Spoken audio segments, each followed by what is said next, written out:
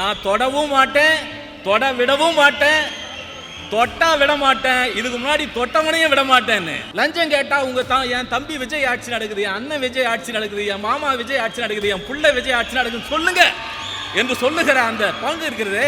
இப்படி எந்த முதல்வராவது சொல்ல முடிந்திருக்கிறதா? ஆனால் காமராஜருக்கு பிறகு காமராஜரை போன்ற ஒரு நேர்மையான தலைவர் வரவில்லையே என்று நாம் யோசித்துக் கொண்டிருந்தோம். இந்த சூழலிலே நான் ஒரு நேர்மையான அரசை கொடுக்கிறேன் என்கிற தனது முதன்மை குறிக்கோளாக கொண்டு ஒரு மனிதர் சொல்லுகிறார். ஐயா ரஜினிகாந்த் அவர்கள் கூட ஒரு முறை சொன்னார், அவர் தயங்குவதற்காக ஒரு காரணத்தை சொன்னார். ஏன் நான் தயங்குகிறேன் என்றால், சிஸ்டமே கெட்டு போயிருக்கு, நான் வந்தாலும் ஒன்றும் செஞ்சிட முடியாது என்று சொன்னார்.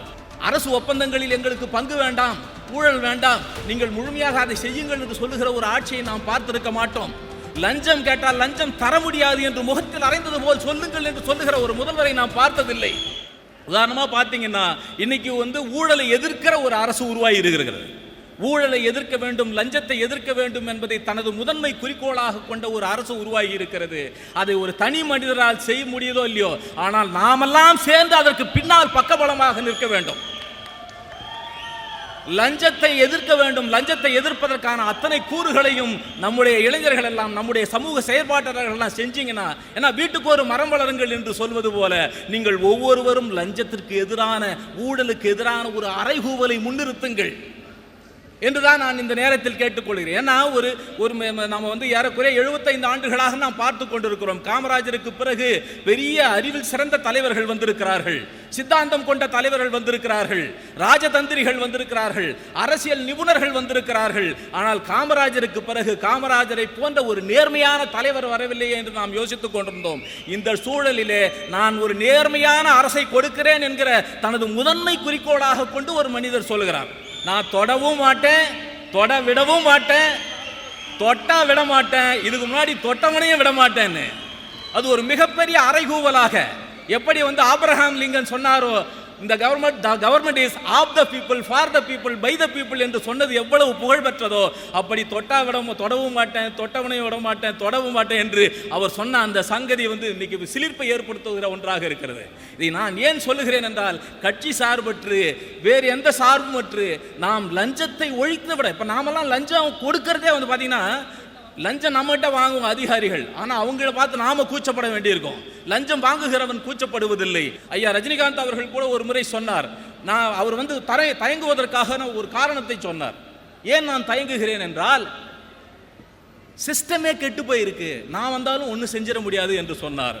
அப்படி கெட்டு போயிருக்கிற சிஸ்டத்தை விட்டுவிடக் கூடாது என்று ஒருவர் தொட்டு தூய்மை செய்ய நினைக்கிறார் என்கிற போது, நாமெல்லாம் சமூகத்தில் பொறுப்புள்ள குடிமக்களாக அவருக்கு பின்னால் நின்று அவருக்கு உதவ வேண்டும் என்பதை ஒரு சமூக குடிமகனாக, இந்த சிஸ்மியா அமைப்பினுடைய தலைவனாக உங்களை அன்போடு நான் கேட்டுக்கொள்கிறேன். அதுதான் நாம் செய்ய வேண்டிய ஒரு மிகப்பெரிய பொறுப்பாக நான் இந்த பேரத்திலே பார்க்கிறேன். ஏன்னா அரசு மட்டுமே ஒரு செயலை செய்துவிட முடியாது. பொதுமக்கள், நம்மை போன்ற சமூக ஊடக ஆளுமைகள் எல்லாம் இதிலே தொடர்ந்து செயல்பட்டு அவர்களுக்கான ஒரு உத்வேகத்தை வழங்கினால் நாம், ஏன்னா எத்தனை பேர் பாராட்டுகிறார்கள் என்று நாம் பார்க்கிறோம். அவர்களை விமர்சிக்கிறவர்கள் இன்றைக்கு தெருதோறும் இருக்கிறார்கள். ஆனால் இப்படி ஒரு வார்த்தை யாராவது சொல்லி இருக்கிறார்களா? அரசியல்வாதிகள் எதை வேண்டுமானாலும் இழப்பார்கள், ஆனால் வருமானத்தை இழக்க மாட்டார்கள்.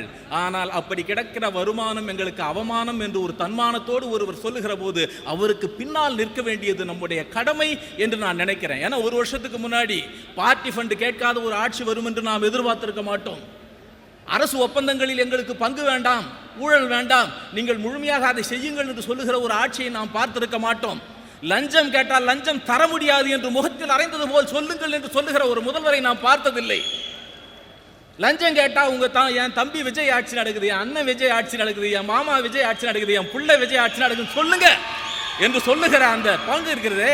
இப்படி எந்த முதல்வராவது சொல்ல முடிந்திருக்கிறதா? சொல்ல முடியுமா? ஆனால் அப்படி சொல்லி இருக்கிறார். இது சமூகத்தில் ஒரு மிகப்பெரிய பிரளயம் என்று நான் பார்க்கிறேன். அந்த வகையில் இந்த பிரளயத்திற்கு நாம் பொறுப்புள்ள குடிமகளாக நாம் எல்லாம் பின்னால் நிற்க வேண்டும் என்பதை இந்த தருணத்திலே நான் சொல்கிறேன். ஏன்னா நாம் நினைச்சா அதை நடத்த முடியும். நாம் பெரும் பெரும் மாற்றங்களை நிகழ்த்தி இருக்கிறோம். பெரும் பெரும் அதாவது இந்த ஓராண்டில் நாம் நிகழ்த்தி இருக்கிற மாற்றங்கள் மகத்தான மாற்றங்கள். எனவே மாற்றத்தின் பிள்ளைகளே, மின்னலை விழுங்கி மின்சாரத்தை கொப்பளிக்கும் இளைய கூட்டமே, உங்கள் கைகளிலே இருக்கிற ஆயுதத்தை பயன்படுத்துங்கள். லட்சக்கணக்கான ஃபாலோவர்ஸ்களை நல்ல திசையை நோக்கி திருப்புங்கள். உங்கள் வாழ்க்கையில் மாபெரும் வெற்றிகளை அடையுங்கள் என்று கூறி இந்த இனிய நேரத்தில் உங்கள் எல்லோரையும் வாழ்த்தி விடைபெறுகிறேன். நன்றி, வணக்கம்.